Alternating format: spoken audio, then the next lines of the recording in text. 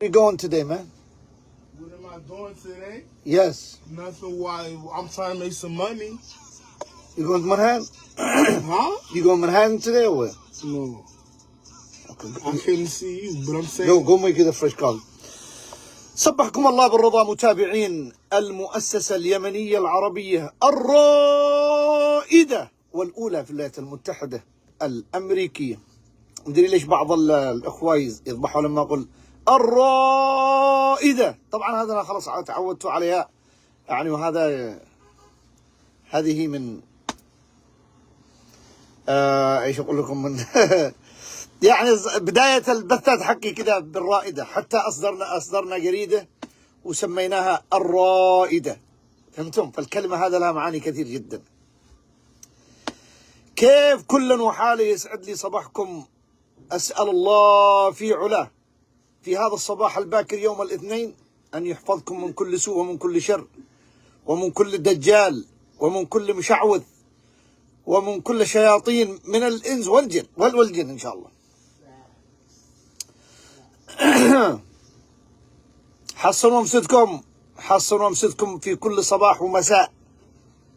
المشعوذين والدجالين منتشرين في هذا الزمن انتشار فظيع، لأن الناس ابتعدوا عن الذكر وعن الاستغفار وعن الوضوء فتحصلهم منتشرين انتشار فظيع جدا يؤذوا الناس. حصنوا أنفسكم بسلاح الإيمان. Yeah. $1. Oh, $2? Oh, can I come back and give you like my mom's right there?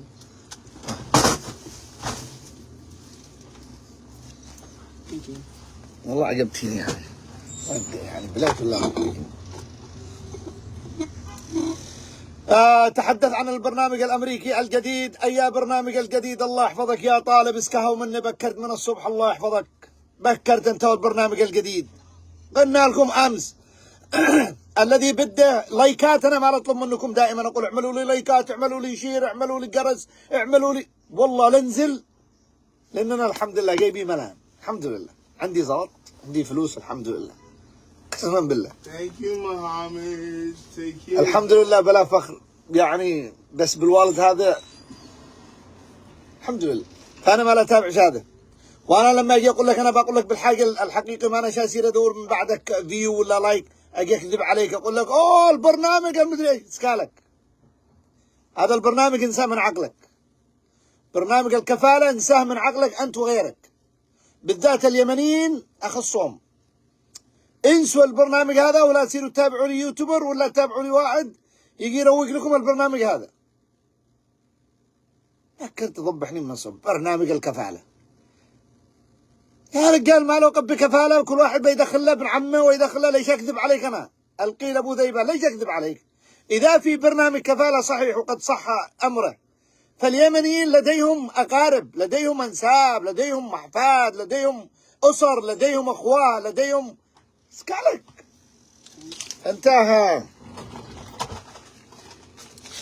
أجي أنا اشتيني أقول لكم تعملوا الحاجة الصح الذي بتنفعكم. اطلب الباب الذي بينفعك والذي بيخارجك لا طريق.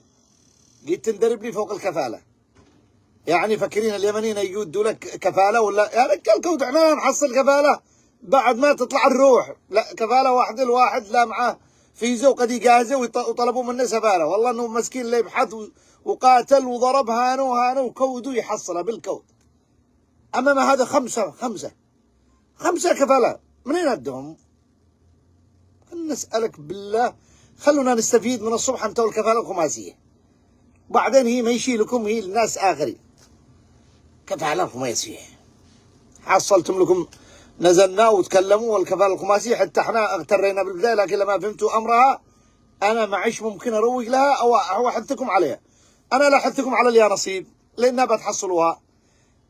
يعني أمش ما شاء الله جانا واحد من مالي، من الطوارق أيوه، من قبيلة الطوارق من مالي. والله من ثلاثة ما هو هنوضح اللي يسمعني، تكلم العربية فصحى. قال أنا في مكة، وقدم لي واحد مصري قال هو رسب وأنا نجحته، والآن هو أنا عندنا والله. وهذا قال كل تراب في بلدك. لا ما أناش معك، كل تراب في بلدك الناس بتموت جوع. الناس أكلنا تراب، كانوا يخلونا نأكل تراب. كان عندنا أويس وعبد القادر قبتين لناس ماتوا زمان يعلم الله هم حقيقيين ولا كذب، وعملوا لهم قبب، وكان لا واحد مرض مننا قالوا سير أكل تراب. أكلنا تراب من صدق. أنت هذا الحين لا تمخل، قد أكلنا تراب قسما بالله أن أنا أكلته لما قلته، بس كنت أكل التراب تقول حلوى. كنا نسميها البركة، تراب أحمر. تخيل نحن ندخل له وسط القبر وخرجناه وأكلناه تقول عسل، كلنا بالقرية والممسى. فخلى الناس إذا قدرت تخرج تطلب الله ما مش عيب، لكن بالطرق الصح. أما أنه يجلس يأكل تراب أنا ما نسمعك. إحنا صح التراب مش عيب، إحنا خلقنا من التراب وسوف نعود إلى التراب ونبعث من التراب، فالتراب هو مننا ونحن منه. لكن خلى الناس تروح تطلب الله وترزق تغير حياتها. تنسوا حاجة اسمها كفالة. لا سمعتم واحد يتكلم ادوه، والله ما شي نافعت لكم، والله ما تنفعكم ولا مسقيت لكم الماء. هذا البرنامج الجديد هو لغيركم وليس لكم. أنتم دوروا سياحة، قلنا لكم يومي وإحنا نرفس سياحة. إذا كان بدكم تدخلوا تدرسوا أي فيزا توصلك لأمريكا، ادخل ادرس، ادخل تسوح، ادخل كذا وشوف بلاد العمسة، ولو كل سؤال جواب، ولو كل لغز حل. هالكلام. تعملوا الموريتانيين لا يدخلوا بالهبل، كيف لا يعملوا؟ هل سألتمهم؟ الموريتاني اللي يدخلوا في العشرات بالمئات، والله ما شاء الله كل شيء. اقسم بالله ما شاء الله أكثر الذي اتصلوا لي يبحثوا على عمل من موريتانيا، من جمهورية موريتانيا. Morning. Good morning, love. How are you, my buddy? Good. Can My I have God, he look mad different. Yes. my stuff? Oh my God, he looks big.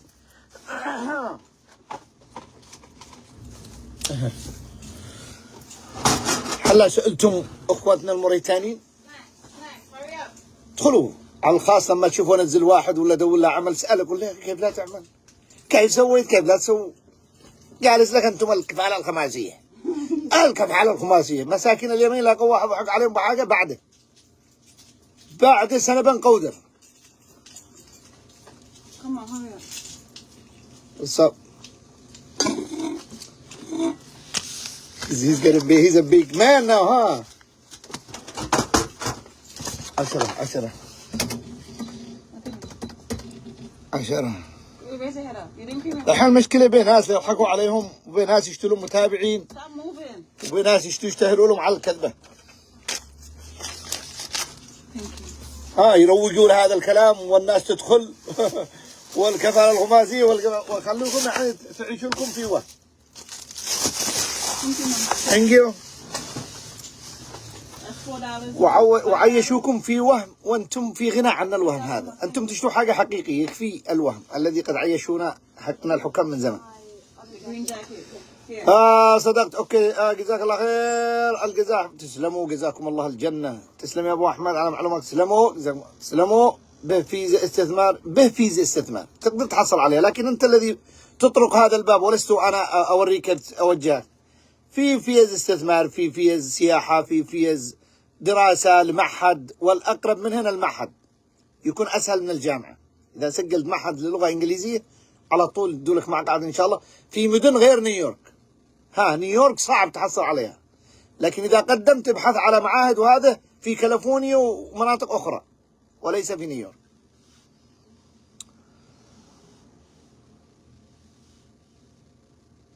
ايوه نعم البحث عن الكفلاء هو صعب، وبعدين هذا هم منحوا اعتقد لدول في افريقيا وامريكا اللاتينيه، لكن ما قدرش لليمنيين. والبحث عن الكفلاء صعب جدا، لا صدق. تعرفوا ايش معنى الكفاله؟ لما اجي اكفلك انا، اولا اسمي لازم يكون نظيف، واحنا لو شوفوا كيف اسامينا، اقول لكم بصراحه اسامينا كلها ملغمه. يعني هذا عليه مشكلة ضرائب، وهذا عليه مشكلة، وهذا ما يدفع ضرائب، وهذا دخله قليل، وهذا لا تخلونا بالحين ندي هذا واحدة. ولازم يكون ما في عليك نقطة سوداء في المحكمة، ما في عليك أي نقطة سوداء، يعني مواطن يعني 100% رجل مسالم. ولازم يكون عندك بالبنك يمكن فلوس، يكون دخلك الفردي معك دخل أكثر من دخلك الذي تصرف على نفسك. مثلا لو عندك 3 4 أولاد وأنت وزوجتك، لازم يكون دخلك سنويا فوق 70,000 دولار. المسألة ما أنا جاي أفرد لكم، والله ما صعب. أحيانا لا تقول له واحد حول لي لليمن 500 دولار، قال لك اشتيك أدي لك اسمي، أنت مجنون عطل اسمي. كيف عاد يدي لك اسمه وأوراقه وذيك يدي لك كفالة، وتشتي 5 ناس يعملوا لك نفس الشيء أو يجتمعوا نفس الشيء. يا جماعة صعبة، وأشتيكم تنسوا هذا الموضوع. والله أنا بالنسبة لي انسوا الموضوع هذا تماما، وخلوكم زي ما أخوتكم الذي وصلوا لأمريكا في الطرق الأخرى، وإن شاء الله تحصلوا عليها أفضل من هذا الدعاية الخماسية الذي جننتكم هذا الأسبوع، جننتمنا معاكم. اسكولكم منها رجال، خلونا نستفيد. صب اتركوها، الله يرحم لي والديكم ويرحمكم جميعا. والله اني تدي لي الحزاز، لانكم انتم بدكم تدخلوا امريكا على اي طريقه، لكن وانا معاكم وانا اوافقكم انكم من حقكم ان تطلبوا امريكا زي ما طلبناها ودخلنا بلاد العم سام. والان الحمد لله دولارات من الصبح هكذا بكل مقترب، اقسم بالله انه دخل فقير انقر، وذا الحين معاه ملايين. هذا البلاد تدخل فقير تغنيك يا اخي، الغني الله هو الذي لا يغني الله، لكن بلاد ارض خصبه تدخل وانت بامي لا درست ولا يجي، ودخلت فلوس ملايين اعظم ما يدخلها اي دكتور ضيع حياته. تدخل وانت المرامر والمغاز، تدخل بقيت شيخ يقولوا لك يا شيخ، توصل ترجع على اليمن يطلعوك راس المكان. صراحه البلاد هذه تقلب حياتك. انا ما لا اروج لامريكا، والله انها قلبت حياتي يا كم من خضعي، قلبت حياتي ومن يوصل لها عند هذا الحين. أنا ما أنا من النوع الذي يقول لكم لا تدخلوش مدري إيش، لا صدقوا. هذا الذي لا تشوفوا والذي يحصل علينا مشاكل هي نادرة، وليس أمريكا كلها قذيفة كذا ومشاكل وقتل، لا، هي بتحصل نادر. لكن أمريكا فيها الأمن، فيها الرعاية، فيها كل شيء.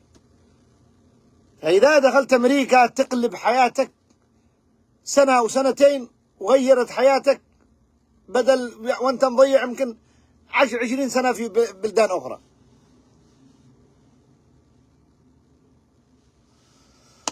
اوكي، السلام عليكم ابو احمد، هل فيزا سياحة استطيع البقاء؟ هي عين، وهل استطيع البقاء؟ قلنا لك ادخل لما توصل لهنا اي حاجة براسك ان شاء الله لا حل. انت تقدر تدخل لما توصل لهنا ان شاء الله بلاد العم سام تمنحك كل ما تريد باذن الله، وتستمتع في هذا البلد. تدخل من المطار يحيوك ويحضنوك، لكن وش تسألوا؟ وبعدين أعمل وبعدين أسوي وبعدين. مساكين اليمني يعني مثل واحد مرة دور يدخله واحد شركاء، حصل الدكان هو ونفتي، حصل الدكان هو دكان ضخم منهاتن على قلب منهاتن، حصل الدكان وبعدين عوموا إنسان لئيم ويشتي يحسب كل شيء قبل ما يشتري.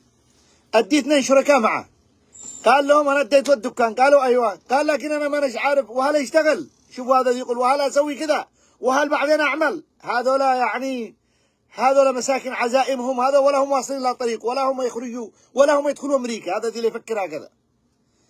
ايش قال له بعدين اعملوا لي ورقة، قال يقول للشركاء اعملوا لي ورقة إن اشتغل المحل أنا معاكم شريك، أنا هذه اديته المحل، وإن ما اشتغلش المحل رجعتم لي فلوسي.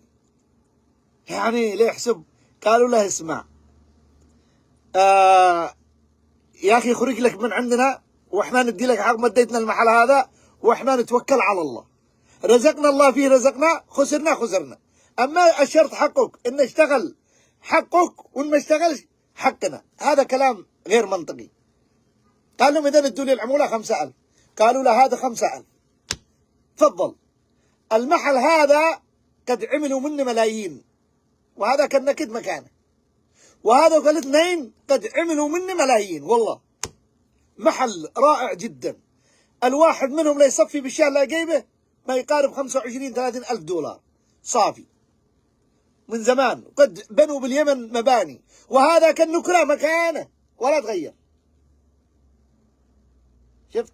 وهذا قد احنا له نقول له ادخل امريكا في اي فيزا، قال وهل اعمل كذا، هو يشتي يحسب كل شيء، وهل اقدر اسوي كذا، وهل وهل وهل وهل. ما انكم تطلعوا لي الحامض، انا اليوم ضابع، اليوم لا تلعبوا معي. ادخل امريكا وان شاء الله كل سؤال براسك والله انك تجد له الحل، والحل الذي بعد كده يرضيك ولا يزعلك، با يرضيك ولا يزعلك ان شاء الله. تمام. بسم الله الرحمن الرحيم.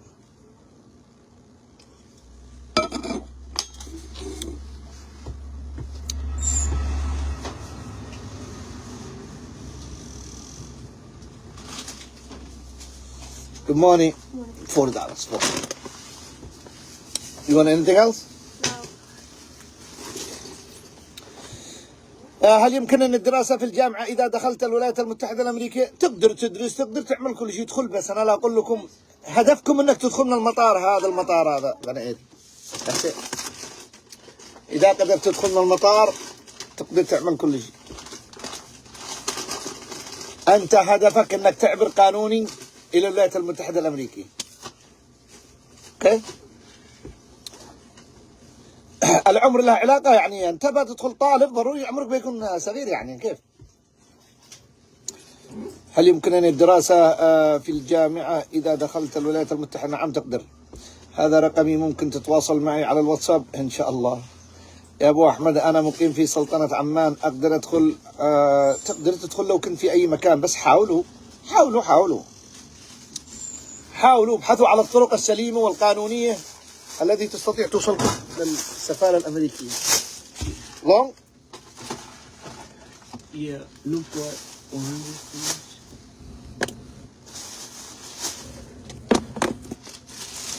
That's for you, my boy. Oh, short, right? The short and long. Is that Red Bull?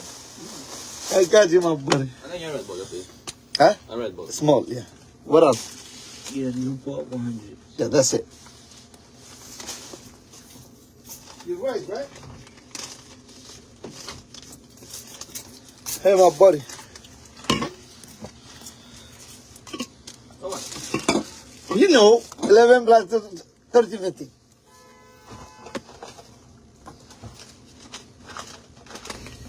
Right. How you been?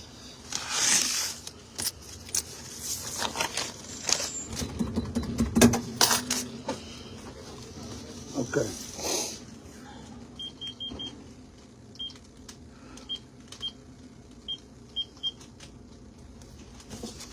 Hey. Go ahead. Pen. Let him do. أنا مقيم في السعودية، هل أقدر أدخل بس ما أعرف أتكلم الإنجليزي ولا أي لغة عربي؟ يا أخي عادي، أشتيك عايزنا أتكلم معاه بعربي عادي.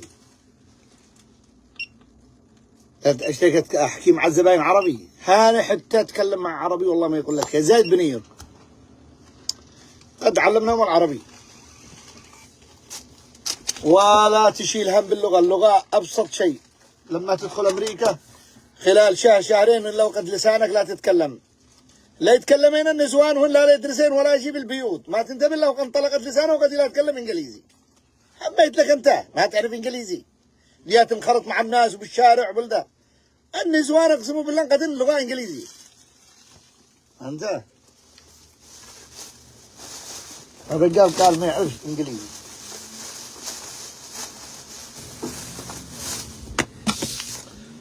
$3.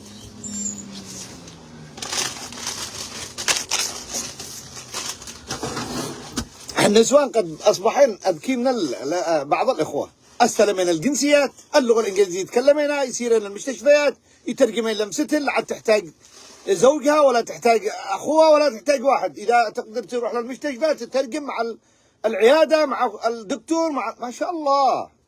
And let me get Newport box. Newport box? Yeah. Okay. Yep. The small one.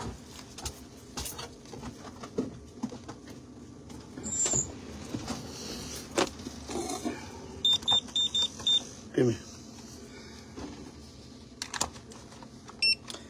اللغة الإنجليزية سهلة جدا والله، سهلة جدا جدا جدا. Take care, right? Yeah. Hasta luego. مع السلامة. مع السلامة.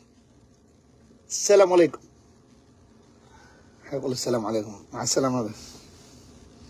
استغفر الله العظيم يا رب. Goodbye. حيقول السلام عليكم.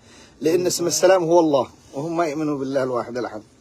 إذا ما حيقول السلام، استغفرك يا رب وأتوب إليك. أوكي يا أبو أحمد. أوكي. I like your ring. You like it? Yeah. Good. قال يحب الخاتم حقي. Good possession. صباح النور، كان الله في عونك وفي عونكم إن شاء الله. يا أبو أحمد، هل أقدر أدخل سياحة لأمريكا وقت راح الله أقبل إن معاكم سؤالات اليوميات تدي لي الماء أصدر العيد أروح أستغفر عزكم الله الحمام. يا أخي ادخلوا سياحة، ادخلوا زيارة، ادخلوا بلاد العم سام. بلاد العم سام إذا منحتك زيارة لا تتأخر. إذا منحتك فيزة سياحة أو فيزة تجارة أو فيزة عمل أو فيزة مدرسة أو فيزة جامعة، يا أخي ادخل. ليش ترفضها؟ لما توصل لهنا وعجبتك بلاد العم سام، لكل حدث حديث ولكل سؤال جوابه الشافي الكافي لك. ليش تحبوا تسألوا يا حبايب القلب؟ وليش تحبوا أنكم تطمنوا على كل شيء؟ ليش؟ لمو طبيعتكم هكذا مساكين؟ هاي بالله عليكم ايش قصتكم؟ ادخل حصل. كم من الناس لا تدخل. انا ما اعتقدش ان هذه لا تدخل انه عقلها مقفل للحد هذا.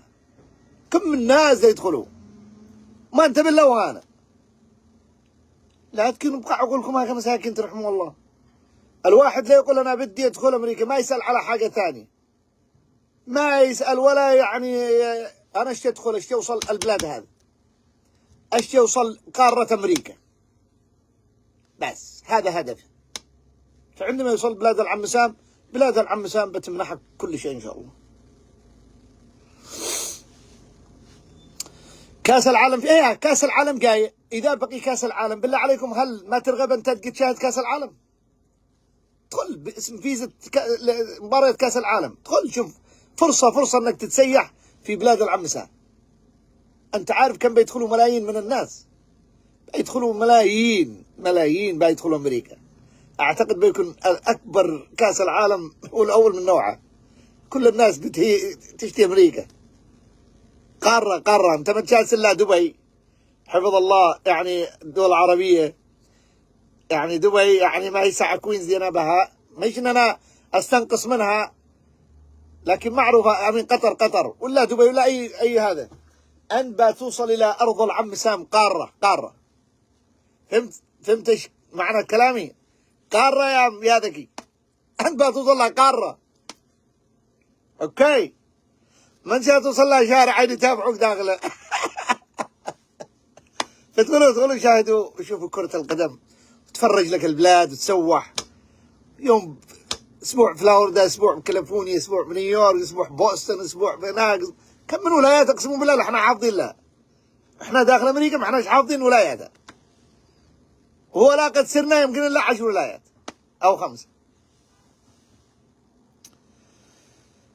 يا ابو احمد، كيف مدينة ميامي في فلوريدا؟ الرواتب فيها حاليا. انت قد رحت ميامي؟ ما قد رحتوش ميامي. ميامي حلوة جدا لكن ما فيها كثير محلات، بالذات اليمنيين مشهم كثير. فاذا رحت هناك ممكن تتعب بالبحث عن عمل. لكن نيويورك، ميشيغان، كاليفورنيا، المسيسيبي، كارولاينا، ماريلاند، كونيتيكت الآن، هذه كلها تحصلوا فيها تجارة يمنية بالذات وعرب، تتحصلوا على عمل عندهم على طول إن شاء الله. لكن فلوريدا يعني هناك ربما تستك وما تحصل على محل على عمل سهلة أو تتعب. يا ابو احمد، معك مكتب او محامي تعرف تقدم فيزا استثمار؟ لان ما حال يقدم من هنا. ليش اكذب عليك؟ من هنا ما تدوروش تقديم من هنا. التقديم لا يجي من عندكم وليس من هنا. حتى المرأة الامريكية اذا بدك تتزوجها ما تستطيع تقدم لك من هنا وانت عندك وتعملوا عقد وكل شيء. لا، لازم هي تخرج لعندك وتتزوجك عندك وتطلع اوراق وتجهزوا الملف، ثم ترجع من بعد ذلك لهانة تقدم لك. فمستحيل ان في هانة واحد يقدم لك على فيزا، الا فيزا واحدة، وهي مش فيزا، هي تدي لك موافقة. شركة مثلا، شركة معروفة تطلب عمالة، الشركة هذا تقوم مثلا تعمل لك رسالة أو تدي لك طلب، وأنت تروح بهذا الطلب للسفارة، والسفارة هي الذي تمنحك الفيزا مش الشركة. بس السفارة تدي لك عقد عمل، عقد عمل، وهي الذي بتكفلك وكفالة منها، زي ما يعملوا بعض الإخوة المغاربة، الإخوة المصريين الطلاب الأذكياء يدخلوا على الجوجل وتواصلوا مع شركات، وطبعا يعرفوا لغة من قد جاء مرة واحد لهان وطلعتها معاكم، إذا أنتم تذكروا كنتوا معاكم لايف وتكلمتوا معه وتمنحك الشركة. لكن إن في مكتب يمني عامل لك أو أي مكتب عربي لا تصدقوهم. وإذا قال لك واحد أنا مستدعي عامل لك، هذا نصاب يشتي يعمل له منك 5,000 كم ما قدر ومشي. ما بيش واحد يعامل لك من هان، أنت عامل من عندك. يا أبو أحمد، إذا واحد فاز في اليانصيب كم يجلس في مصر لما يردوا عليه من السفارة؟ كله على حسب الناس الذي قدامك، يعني هذا ليست يعني مؤقتة، يعني كم 6 أشهر 4 أشهر 3 أشهر الله أعلم. يعني قصدك بعد ما تعبت دي اس 260.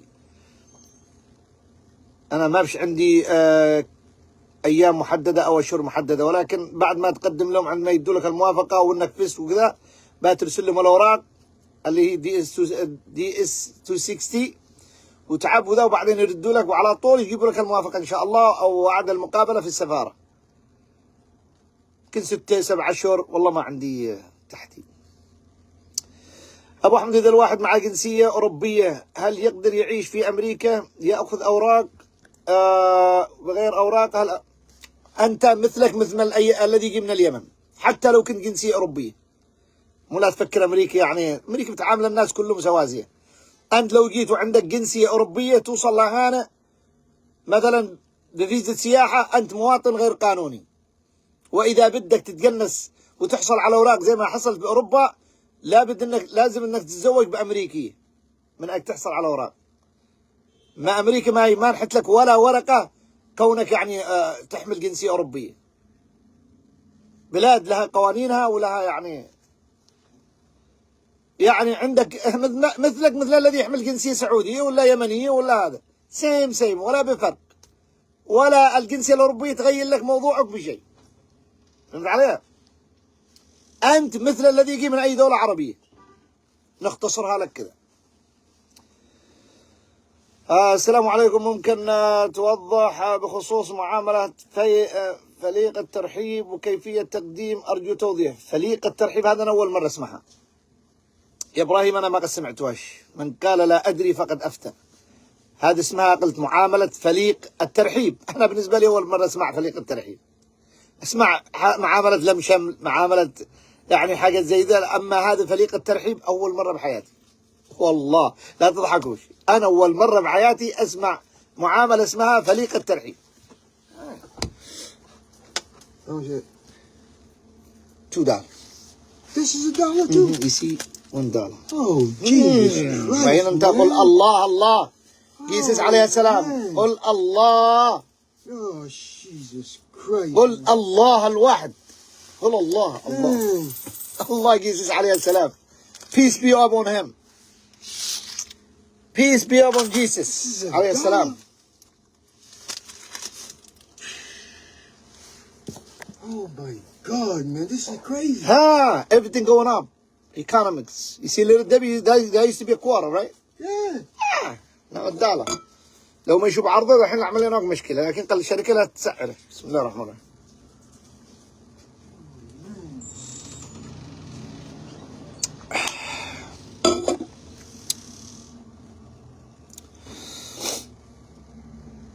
محمد أحمد، لقد نص الأمريكيات منقبات. محمد أحمد لقد نص الأمريكيات منقبات.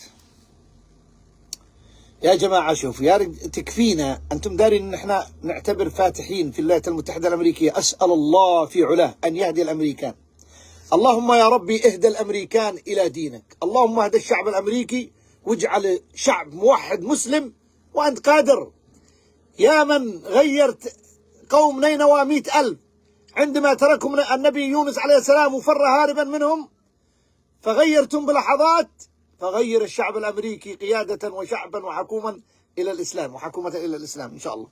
المفروض أن احنا المسلمين ندعي هكذا، اللهم اهديه كذا، اللهم، لكن لا ندعي عليهم ورجع الدعاء فوقنا يحبطنا، حاب نخرج من الدين. لنا 50 سنة وإحنا ندعي عليهم. الآن هم ليتركون المجال بأمريكا نفتح الكنائس مساجد.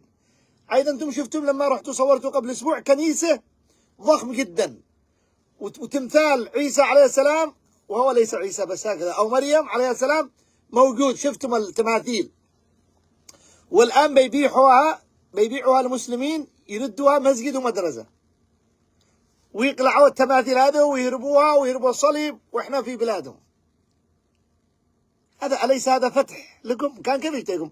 الفتح هو سلام، ما تصدقوا أنه بالسيف وأنه كذابين هذولا. أليس هذا فتحا مبين تمنحنا الدولة الأمريكية أن نشتري الكنائس الذي هجرت، والذي يعني تركوها، يعني روادها والذي كانوا يدعوا بهذا تركوها، والمسلمين يشتروها ويفتحوها مساجد. وإحنا عندنا في بعض الدول العربية الآن ليخربوا المساجد، أو تكذبوني، ليفجروا المساجد ويخربوا المساجد، سواء في سوريا، في اليمن، في العراق، في ليبيا، في كل مكان.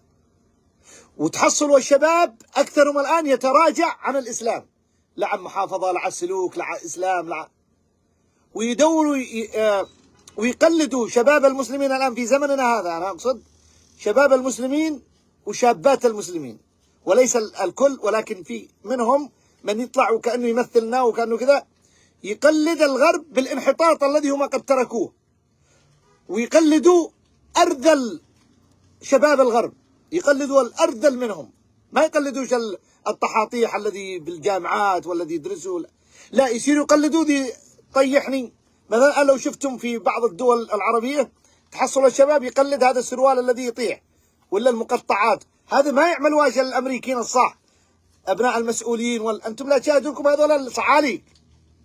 فتحصلوا أبناء العرب المسلم يروح يقلد الصعاليك هذا الذي هي تعتبر هذا قد يعني الخلفة، والله العظيم. فتحصلوا الآن بناطيل مقطعة، وشباب بناطيل مقطعة، وهذا والله ما يلبسوا الأمريكان المتعلمين الذي ماسكين البلد هذا، ما يلبسوا الحاجات هذا. تشوفوا كيف تحصلوهم يعني بالبدلة، بالكرافتة، بالكتابة، بالجامعات، فتحصلونه يصيروا يقلدوا لهم أراذل القوم، وفكروا أن هذول هم الأمريكان، وهذا هو الشعب الأمريكي وغيره.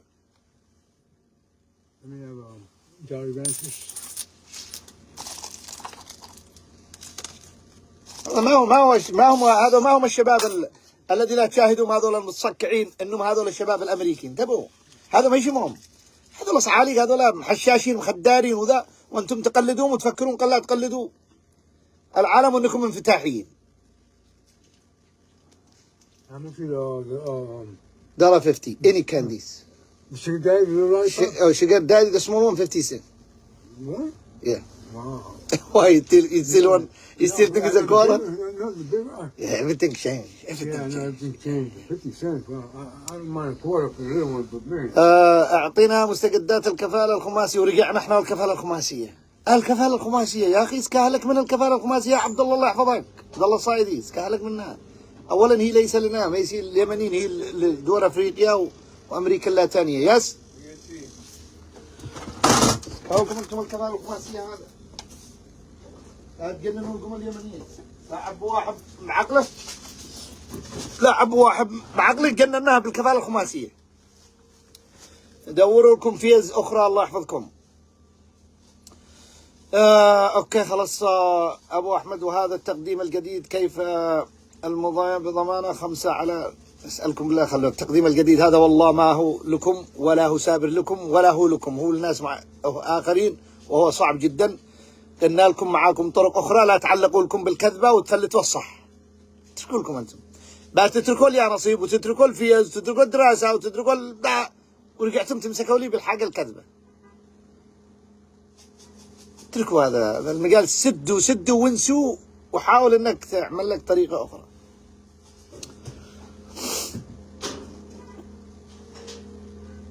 يا أبو أحمد تعرف صالح الشطف؟ ماشي والله. ليش اليمني مش مسموح له؟ ما نش داري، اتصل لهم وقول لهم ليش. هل إذا دخل شخص بفيزا دراسة لمدة 4 أسابيع ولم يعد بعدها انتهى المدة؟ يا أخي يدخل، والسؤال هذا له جواب. ليش لا تسألوا بدك تعرف ما يحصل بعد؟ ليش أكثركم هكذا يسألوا بدي يعرف كل التفاصيل؟ ليش؟ ماش معك عقل تفكر أنت للمستقبل، ولا تفكر أي شيء هذا، ولا قد جلست يعني ولا تواصلت مع شخص مغترب في أمريكا، ولا عيب عليكم هكذا وكأنكم ما لا تتابعوا السوشيال ميديا، ولا لا تدخلوا يوتيوب، ولا لا تتابعوا عن الدول الأخرى، ولا عن أمريكا، ولا تعرفوا شيء. كيف تشتي تدخل بلد ما انش عارف عنها شيء؟ وكيف بدك تبحث على فيز وما انش عارف ايش معناته؟ لا عليك، انا ايش اعرف شخص انا بدي ادخل امريكا يعني ما نش عارف دخولها وخروجها وبقائي هناك او خروجي، ما نش عارف عن هذا الشيء، واطلع بالبث المباشر اسال يعني سؤالات هبله. How much, man? $1. Give me What $1.50? You know. Why you keep asking me every day? I could ask you. You could change up a No, you know you're my customer. I can't change, man. Yes, you will. What Give you me like? a horse, man. That's it. $3. You want the gold? Yeah. Got you, my buddy. Give me one of those. I got you. Steve.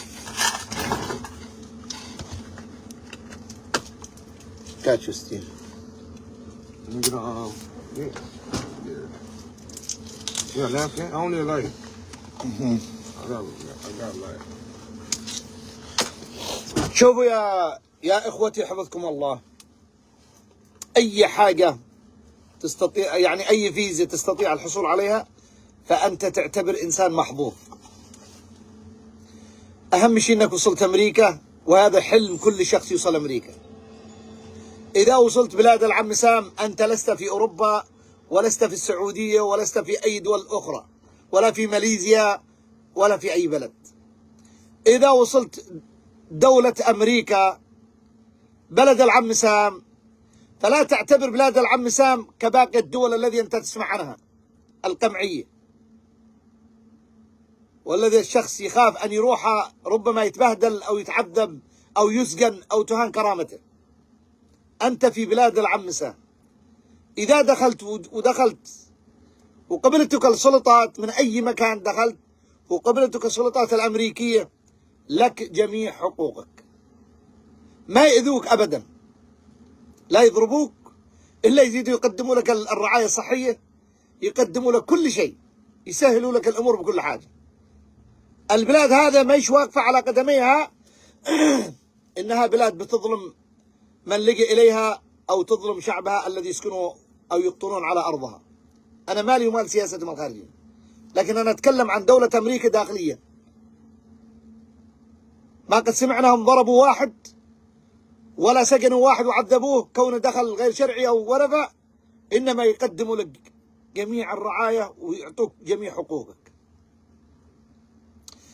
في أمريكا تدخل السجن هزيل مريض وخلك تقسموا بالله تقول إنك الله أعلم مو كان يدوا لك باشا عضلات، معك سكس باك، مفيل، علم الله منين جيت.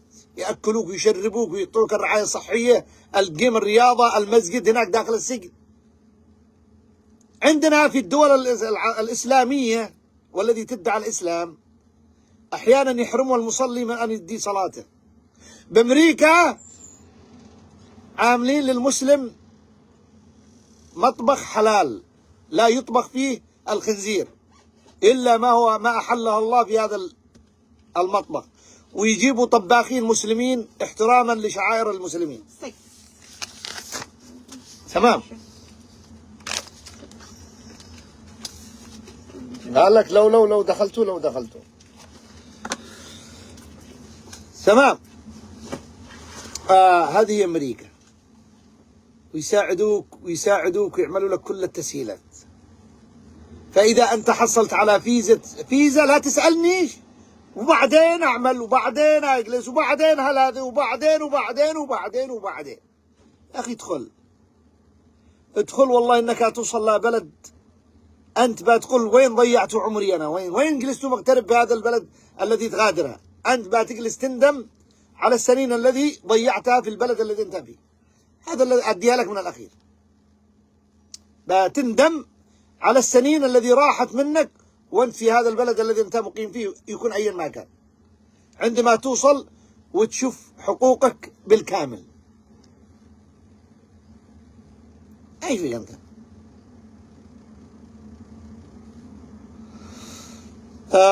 يا أبو أحمد كيف أقدر أتواصل معك؟ واتساب نرد عليك، لكن الواتساب مش يكذب، ما أنا أكذب عليك. لو تشوف كم من رسائل جايين خلها على ربك، رسائل كثير، يمكن إن شاء الله نرد عليكم. جواز برازيلي كيف استطيع أدخل؟ جواز برازيلي كيف استطيع أدخل؟ نفس الذي يدخل اليمني. لو ما أنت جواز برازيلي بيدوا لك تأشيرة بلاش ولا إيه؟ أنت جواز برازيلي، روح وقدم على زيارة، قدم على مدرسة، قدم على كذا، مثلك مثل العربي، مثلك مثل الأفريقي. إذا قبلتك السفارة ومنحتك تدخل أمريكا فأهلا وسهلا فيك. لست مميز بكونك تملك جواز غير عربي. الجواز الأمريكي هو الوحيد الذي مثلا يختلف، لكن أي جواز تملكه وهو غير أمريكي، أمريكا لا تمنحك أوراق بسبب هذا الجواز. ربما تمنحك تأشيرة سياحة وأنت تدخل، إيش عليك؟ مثلا أعرف ناس يجوا من هولندا وهم يمنيين أو عرب، تمنحهم أمريكا سياحة، بينها اتفاقية الدول عادي، ويعطوك يعني بعضهم يحصلوا منح زيارة. مثلا واحد جاء من البحرين حصل 10 سنوات سياحة. ليش؟ لأنه البحرين تعتبر مملكة، وفي اتفاق مع الحكومة الأمريكية المملكات هذول يعطوهم 10 سنوات سياحة، 10 سنوات ومنها ماليزيا. فإذا كنت تحمل الجنسية حق البلد هذا، أمريكا تمنحك فيزا لمدة 10 سنوات، تدخل وتخرج عادي. فأنت تحمل أي جواز قرب حظك. زي ما البرازيل يمكن في بينهم اتفاق بالسياحة، البرازيليين يدخلوا أمريكا. أنا بشوف كثير برازيليين هنا، والأمريكيين يروحوا البرازيل.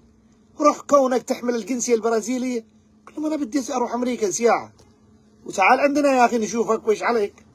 فهمتني؟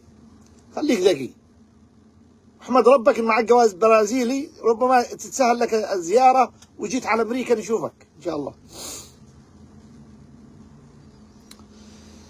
يا أبو أحمد أنا مقيم بالسعودية، كيف يمكن دخول أمريكا؟ أكثرهم لا يجوا من عندك من أمريكا، من السعودية، ما شاء الله عليهم.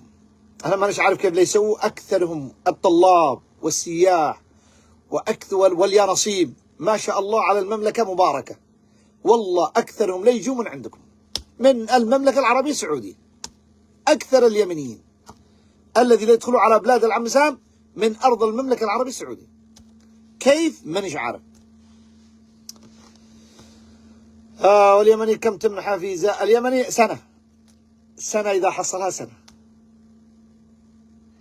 أبغى تقول زياب الجواز. صباح الخير والسعادة يا أبو أحمد الغالي، شلونك؟ الحمد لله حفظك الله. إيش أسوي؟ خلاص عندي جنسية هولندية، أقدر أعمل إقامة أمريكية عليها ولا يفيدونا لو سمحت؟ أيوة تقدر، عندك لما توصل لهنا نزوجك واحدة أمريكية يا هولندي، ندي لك واحدة جنسية أمريكية. لا تستطيع هولندا تسوي لك أي شيء. أمريكا إذا بدك تحصل على أوراق ضروري من أن تعقد على أمريكية الجنسية. أخي ما ترد. أوكي حبيبي بربوش، إذا أرد عليك. محتاج سكن مشترك وعمل كاش. أنا قدمت على فيزا دراسية لكندا وجاني قبول من الجامعة، ما شاء الله، اتفضل. إياك أن تتركها. كندا والله رايح تحتضنك أعظم من بلدك الأم. لو تشوفوا كندا كيف بيحبوا شباب المتعلم، والله بيحتضنوك وبيعطوك أحلى مكان تسكن فيه، في 5 نجوم أو زي 2 7 نجوم فندق، وبيعطوك من أجمل الأعمال لك، بيدعموك بكل شيء. توكل. كندا صراحة الذي يستطيع الوصول إلى كندا فهذا حاجة روعة جدا. يا أخي رد علي الله يحفظك ويحفظك يا أبو مسعود. مسعود أبو طارق صباح الخير. صباح النور يا أبو طارق. عائلتي في هولندا. عبد الله الصايدي الأسدي. يس. Can I have the blue nutriment, please? Gotcha. How are you? I'm amazing. How are you? Fine, thank you. That's good. I'm amazing. That's Oh, good. you know? That's good. I like that. You know, people, they be like, I'm tired. No, You're all right. We're going to be all right. Say, I'm We're amazing. going to be all right. Shoot. You know what I mean? I like the way you say it. Heck yeah. No, we're going to be all right. Sweetheart, you have 18 yes, I see it. Hey, young man. He's half asleep. How are you, my buddy? Go ahead. He's too tired. He's tired. You want back? No, he's going to drink it. Thank you. You be good. You be good. Thank you, sweetheart. Thank you, sweetheart. ويرجعوا حبايب القلب. السؤال صعب. الإجابة احتاج سكن وعمل كاش. هذا صعب أصلا. كيف أرد عليك؟ منو ذي يشغلوا كاش؟ حال يسأل سؤالات غير قانونية يعني على السوشيال ميديا. أنت أخبر منو ذي يدي لك عمل هكذا؟ عمل كاش وسكن مشترك. أنت وين أنت أنا في أمريكا ولا وين؟ الله يسعدك يا أبو أحمد. إنسان طيب وابن حلال. إن شاء الله أنكم كلكم طيبين وابن حلال. ربنا يحفظكم يا رب. تسلم. الله يحفظك. أحسن ولاية المهجر نيويورك. أنا مواطن جزائري ساكن في فرنسا. أحبك في الله يا أخي. أنت إنسان طيب. أنت إنسان كريم. تسلم يا ابن الجزائر. تسلم حبيبي. تسلم.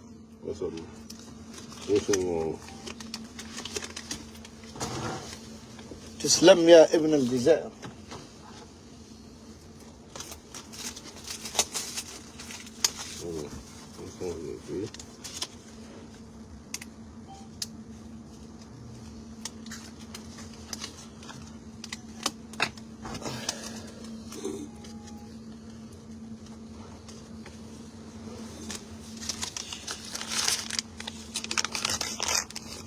I got 6. Mm-hmm. And then, how much is that? You want more? Yeah, how much is that? 6, so you get 9. Jamaica, Jamaica, Jamaica.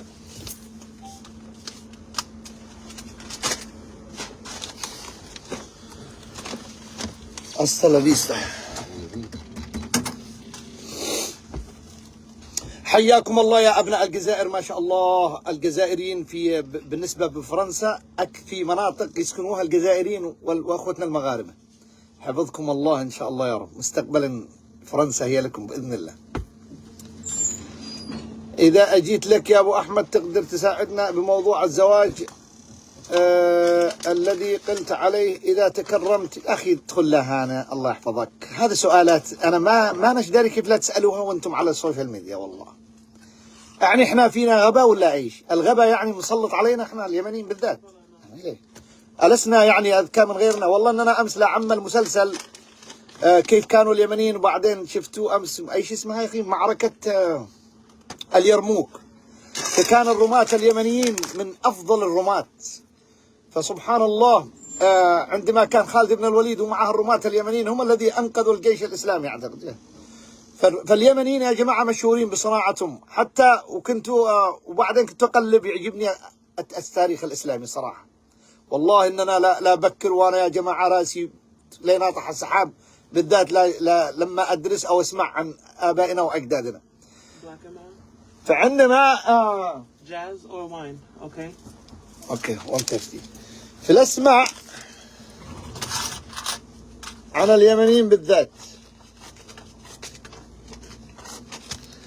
ثانك يو.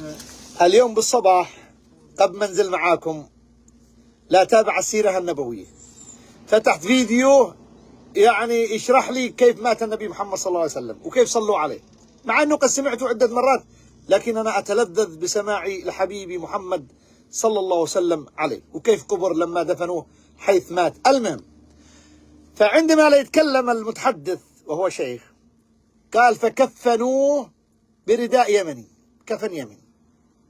اقسم بالله ارجع اقول الله وين كنا وين نحن الان؟ بالحضيض.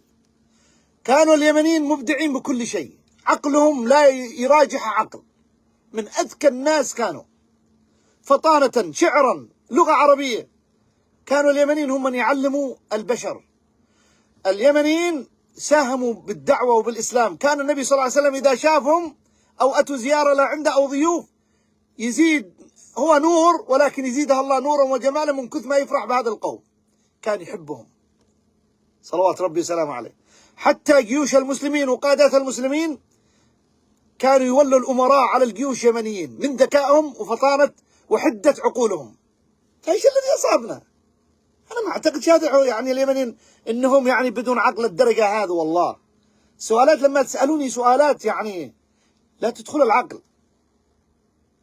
يعني الرجال يقول لك خلاص أنا لما اليمني الذكي ما يسأل، وأنا ما أقولش إنكم أغبياء، بس سؤالات تضره وتضر إخوانه وتضر حتى الذي بالبث. يعني أنت يا أخي ادخل، قد الشخص يقول لك ادخل أمريكا. أمريكا بتمنحك أشياء كثيرة جدا. ادخل أمريكا، درس، تعلم، لا تسألني إيش بعدين أعمل وأعمل. هذا ما هي عقل. العقل اليمني فطن وذو حدة أكثر من ما نتصورها الآن. اليمني ما هم كذا. اليمني يفهمها وهي تطير. أحيانا كذا بلمحة بصر تغمز له وعرف إيش تعني الكلمة هذا. كان عندهم حاجة اسمها الفراسة.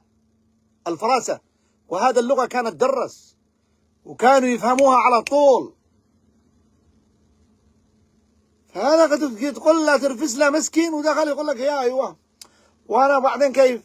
وأنا أقدر أزور شهادة، وأنا يا أبو أحمد أقدر أطلع شهادة تزوير ثانوية. ولا هو داري مسكين يعني. وكأن احنا يعني الفيسبوك هذا صنعناه وانه هذه شركة يمنية جالسينها بين الجبال ما حدا داري بها ولا شيء الا هو. يا رجال عيب عليكم، انتم خربتم. قد احنا لا نسير وفحصونا فحص بسبب تعليقاتنا، بسبب كذب. حتى انه مرة، وقد شرحت لكم هذا الشيء، وهذا بسبب يعني جهلنا بالقوانين. مرة واحد صار قاضى الميجريشن بسبب عياله بجيبوتي بهدلوه بالمعاملة، فقاضى الميجريشن، وهنا تقدر تقاضي حتى الرئيس في بلاد العم سام. فقاضى وقدم دعوة على الميجريشن، فحضروا إلى المحكمة. الميجريشن جواب عليه قال سيدي القاضي، هذا البلد اليمن بالذات عندنا بالملف البلد الوحيد الذي زورت 95%، ما بالله 5% الذي هم صح. قال كل العالم ما نلقي معهم مشاكل إلا اليمن. قال هذا سيدي القاضي البلد الوحيد الذي نطلب منهم فحص راذي اليمن، وما أعرف أي دولة جنب اليمن. قال هم الوحيدين الذي نطلب منهم فحص راذي، لأنه يصير يدي لي عيال أخوه وعيال أخته وعيال زعطان، وقال عيالي. فأرجوكم بطلوا كانوا يسألوا سامس فكونوا بطلوا السؤالات هذه. قلنا لك احصل على فيزا انت وياه، لما توصلوا لهنا يجعل الله طريقه. يا سيدي how many quarters؟ $5. You have spoons? اثنين سبونس. نعم. That's $2. اثنين ثلاثة أربعة خمسة.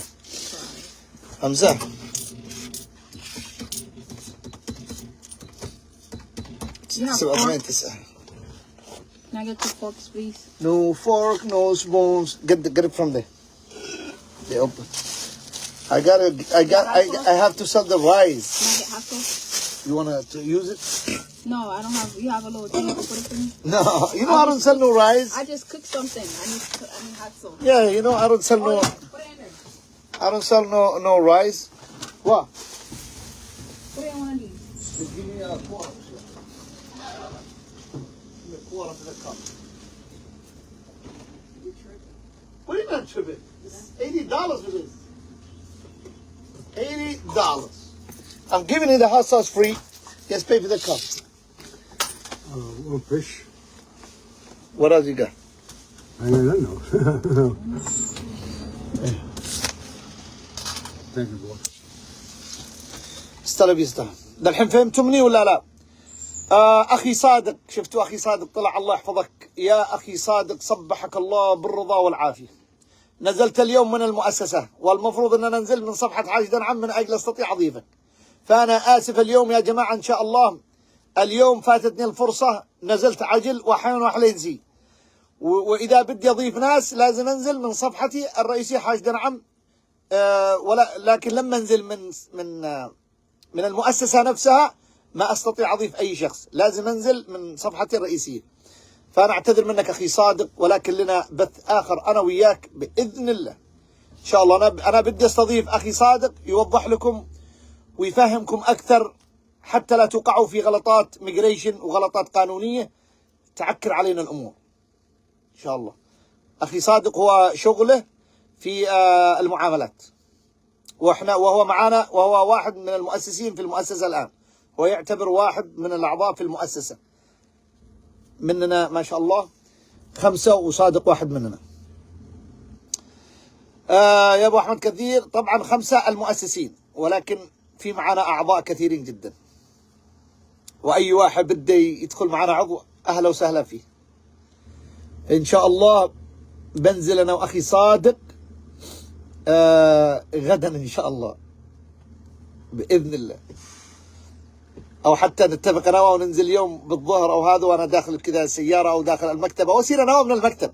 أنا بسير اليوم، إذا اليوم أنا معي شغل بروح للمكتب لعنده وننزل من المكتب نفسه، وهذه بتكون حاجة رائعة جدا إن شاء الله. أوكي، الله يكتب أجركم ويجعل ما تقومون به في ميزان حسناتكم، آمين إن شاء الله. آمين يا عجيب سالم. أنا قد الأعمال، بس أحيانا لا أضيق شوية عليكم وعلى السؤالات لأنها بتضرنا، السؤالات هذه بتضرنا. يتصل لي واحد يمني بيشتغل بالسفارة في قطر، يقول أنا بشتغل بالسفارة الأمريكية وقد منحوني أوراق أن أنا بدخل أي مدينة تنصحني بها. قلت له ليش لا تتابعوا المؤسسة؟ قال يا أبو أحمد لا نتابعك كل الفريق بالسفارة. والله أقسم بالله أني من اليمني الذي موظف في السفارة في قطر، قال والله كل التيم نتابعك. مو تفكروا ما لا يتابعوش.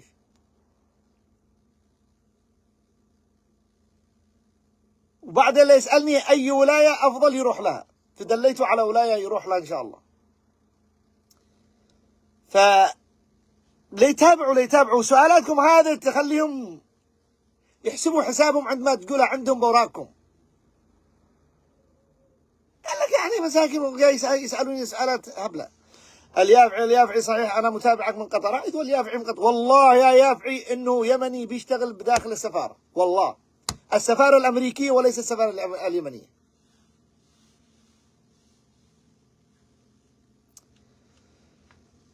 اللهم وفقنا وإياكم يا كرام، يا ابن الكرام، آمين إن شاء الله. هل العمر له علاقة في الدخول؟ أي عمر يعني؟ إذا كنت كبير السن بالله عليك يا أحمد مو عنتا تدخل تعمل بأمريكا. إذا أنت إنسان بلغت 60 السنة مو عاد أمريكا تشتي منك. وليش عنتا تدخل توسخ نفسك في أمريكا لما عسى الله كم عنتا تعيش في الحياة؟ لأنك إذا أنت مسلم محافظ أمريكا بتشوف فيها أشياء ما شفتها في بلدان إسلامية، أو ما شفتها حياتك كلها. فإذا أنت إنسان قد وصلت مقارب عمر رسول الله صلى الله عليه وسلم عليه الذي قال سيكون موت أمتي ما بين 60 و70 حول عمره، مو عاد أنت تدخل تعمل إيه؟ أنت تدخل تختمها ولا مو؟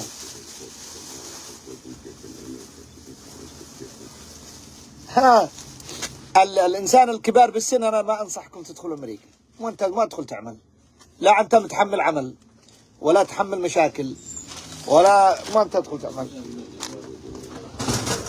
كهلك.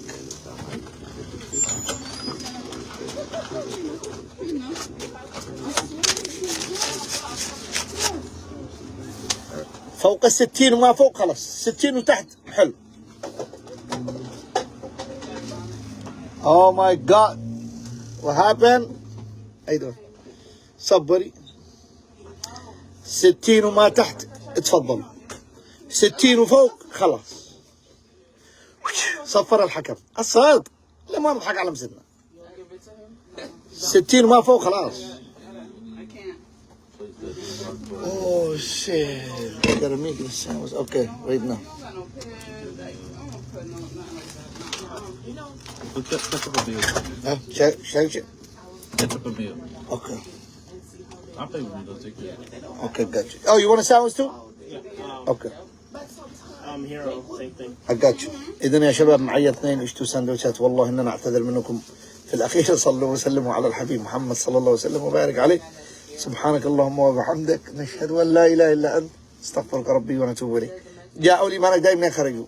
تحياتي لكم.